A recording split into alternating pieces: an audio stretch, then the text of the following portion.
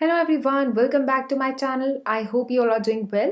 So as you can see कि आज हम पढ़ने जा रहे हैं द लास्ट लेसन के पार्ट 2 को। तो जिन्होंने अभी तक से पार्ट 1 नहीं देखा है, इट्स माय रिक्वेस्ट कि पहले पार्ट 1 देख लीजिए, उसके बाद ही स्टार्ट करेगा पार्ट 2 को, क्योंकि कंटिन्यूएशन में है। Okay, so let's get started. जो प्रीवियस पार्ट 1 था ना, वो इस नोट पे एंड हुआ था जब फ्रांस ये सोच रहा था कि एमएमएल इतना ड्रेस्ड अप होके क्यों आए हैं, विलेजर्स क्लास में क्यों प्रेजेंट थे, वो टाउन हॉल की जो नोटिस थी उसमें क्या था, और इतना सब हो ही रहा था कि फ्रांस ने अपना नाम सुना कि उसका टर्न आ गया है। तो यहाँ पे क्वेश्चन उठता है कि कौन सी टर्न और कौन सा रेसिटेशन हो रहा है यहाँ पे।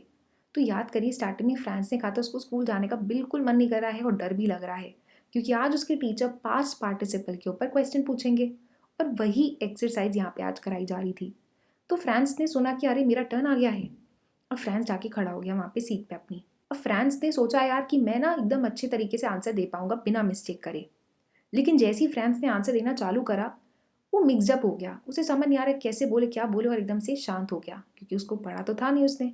अब कंफ्यूज था, अब जब कंफ्यूज होता तो आंसर आएगा नहीं, इसलिए फ्रांस वहाँ पे खड़ा हो गया। और फ्रांस की हार्ट बीट उसको सुनाई दे रही थी, उसको लग रहा था कि आज टीचर उसको बहुत डांटेंगे। उसके मन में इतना डर था कि उसने अपने टीचर से आए कॉन्टैक्ट भी नहीं बनाया। आप समझ सकते हो कि जब आप आंसर नहीं जानते हो और आपको पता है कि टीचर डांटेगा, तो एक जो फीलिंग होती है बच्चे के अंदर, वो वैसी वो फीलिंग यहाँ पे एक्सप्रेस कर रहा था अपनी।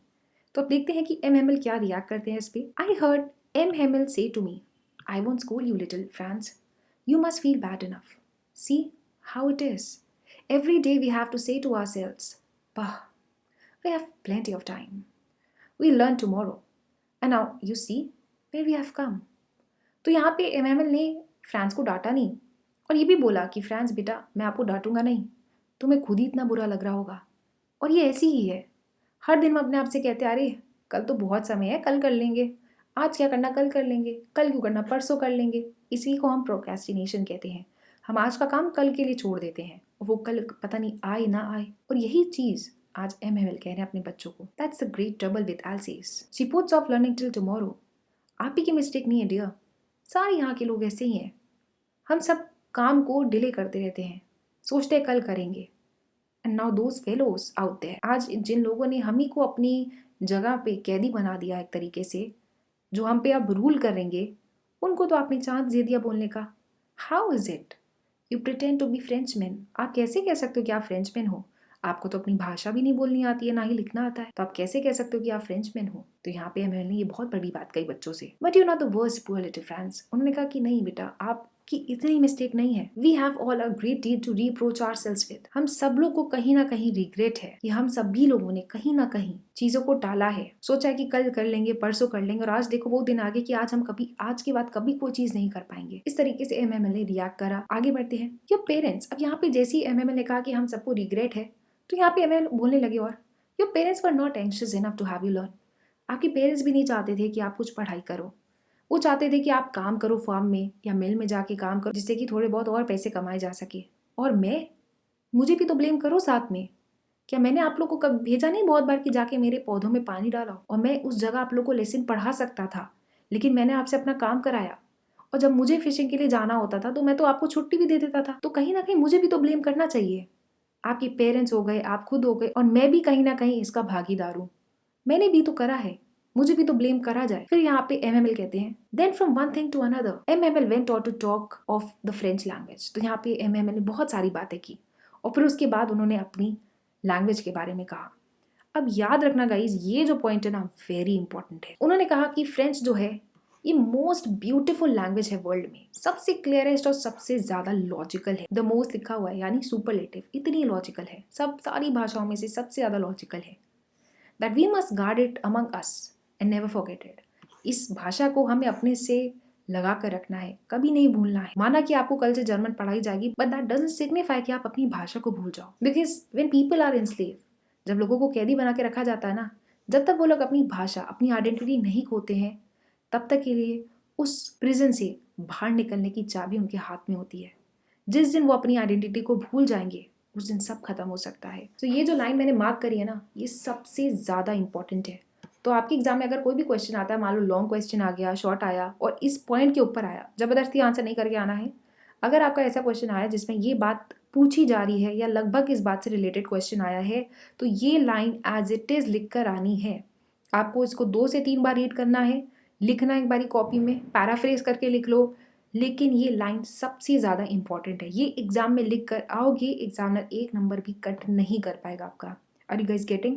तो अपनी एनसीईआरटी बुक में इसको अच्छे से मार्क कर लीजिए। It's very important, like really very important. Okay, आगे बढ़ते हैं। Then he opened a grammar book and read us our lesson. जैसे यहाँ पे एमएमएल ने ये सारी बातें करी, उन्होंने कहा चलिए अब पढ़ते हैं हम लोग, अपनी ग्रामर बुक निकालिए और आज हम लोग लेसन पढ़ेंगे। जैसे जैसे एमएमएल पढ़ाते जा रहे थे ना, फ्रांस को सब कुछ अच्छे से समझ आ रहा था। उसने कहा अरे यार कितना ईजी है, कितना आसान है समझना इस भाषा को। इसका मतलब ये है कि मैंने तो कभी ध्यान से अपने सेशन को सुना ही नहीं है। जब भी सर क्लास लेते थे मैं कभी ध्यान से सुनता ही नहीं था, ना पढ़ता था। या हो सकता है कि एमएमएल ने ही कभी इतना अच्छे से एक्सप्लेन ना करा हो, इतने पेशेंस के साथ।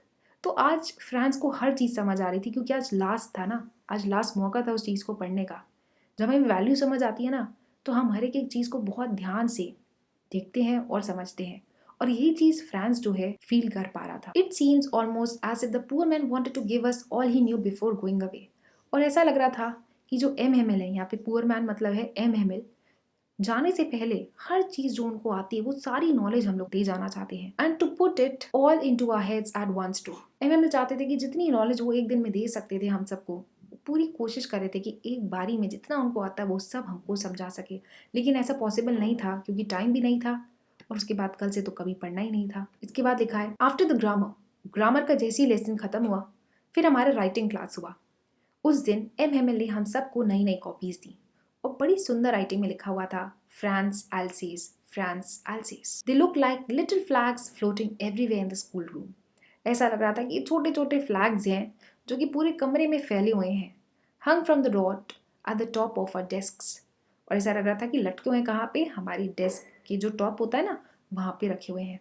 You ought to have seen how everyone set to work and how quiet it was. तो यहाँ पे फ्रांस कहने लगा कि आप हमारी क्लास में एक बार देखते हैं, सब कैसे ईगर थे काम को करने के लिए। सबके अंदर एक एनर्जी सी थी, एंथुसियाज्म सा था कि आज पढ़ना है, आज लिखना है, और पूरी तरफ शांति थी।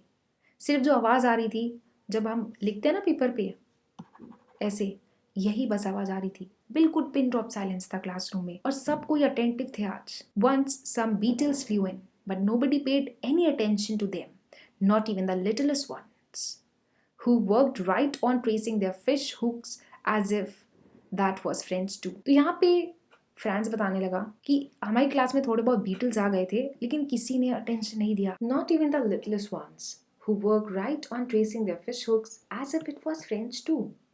तो यहाँ पर जब फ्रांस ने ये सब बताया कि भाई बीटल्स आ गई थी, तो उसने ये भी बताया कि जो लिटलेस्ट वंस हैं, यानी कि पिजन रेफर करा गया है इस चीज़ को, तो जो पिजन उन्होंने भी नोटिस नहीं करा। वो भी ऐसा लग रहा था कि अपने फिश हुक से, तो उनके जो क्लॉज होते हैं ना पिजन के, फिश हुक जैसे लगते हैं।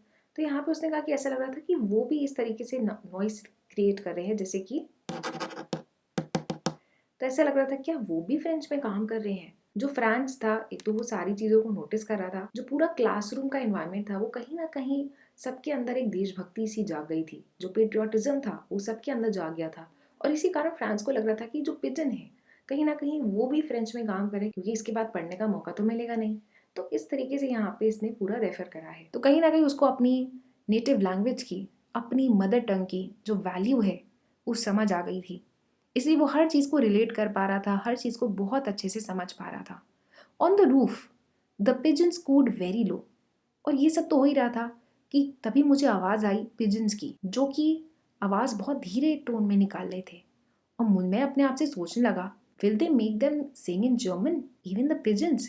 क्या पिजन्स को भी अब जर्मन में गाना पड़ेगा? तो यहाँ पे ये जो है ना, ये पॉइंट, इसके ऊपर क्वेश्चन बनता है। इसका आंसर मैं आप लोग को नेक्स्ट वीडियो में, मोस्ट इंपॉर्टेंट क्वेश्चन वाली वीडियो में दिखा दूंगी। तो ये पॉइंट ना काफी इंपॉर्टेंट है आपके एग्जाम पॉइंट ऑफ व्यू से। अब समझते हैं कि फ्रांस ने ऐसा क्यों बोला। तो फ्रांस ने जब जैसी आवाज सुनी, छत से आवाज आ रही थी पिजन्स की, और वो बहुत धीरे धीरे कू कर रहे थे, है ना, आवाज बहुत धीरे निकाल रहे थे।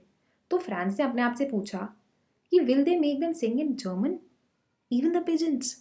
क्या पिजन्स को भी बोला जाएगा कि अब तुम जर्मन में गाना गाओ? देखो, फ्रांस ने वंडर करा कि यार पिजन जो है अगर जर्मन में गाएंगे, इसका ये मतलब है कि पिजन की एक वॉइस है जो वो बचपन से सीखा है और उसी को ही वो गाएगा।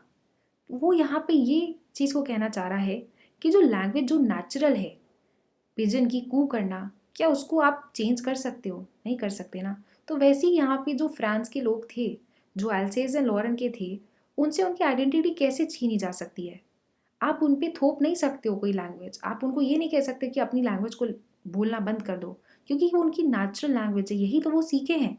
तो ऐसे में यहाँ पर ये जो क्वेश्चन फ्रांस ने अपने आप से पूछा है, कहीं ना कहीं वो ये बताने की कोशिश कर रहा है, ये सोचने की कोशिश कर रहा है कि कोई चीज़ जब नेचुरल होती है, जो चीज़ हम बचपन से सीखते आते हैं, उसको चेंज करना, अपनी आइडेंटिटी को चेंज करना इज़ नॉट पॉसिबल। तो जब फ्रांस जो था अपना काम कर रहा था, काम करते करते उसकी नज़र एमएमएल पे गई।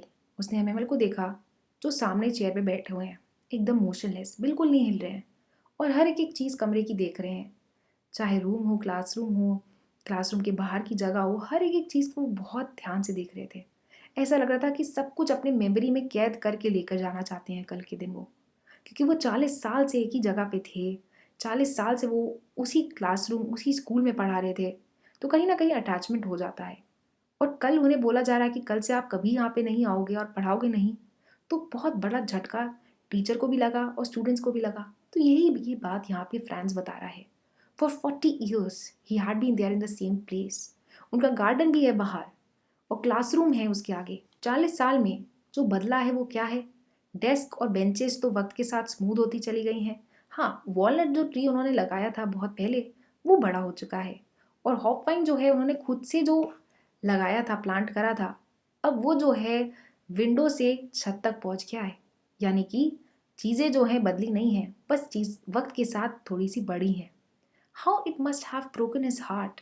कितना दिल दुख रहा होगा सर का कि उन्हें सब कुछ एक बारी में सब कुछ छोड़ के जाना है। तो जैसे ही यहाँ पे ये सब सोच रहा था, तो फ्रांस को आवाज़ सुनाई दी।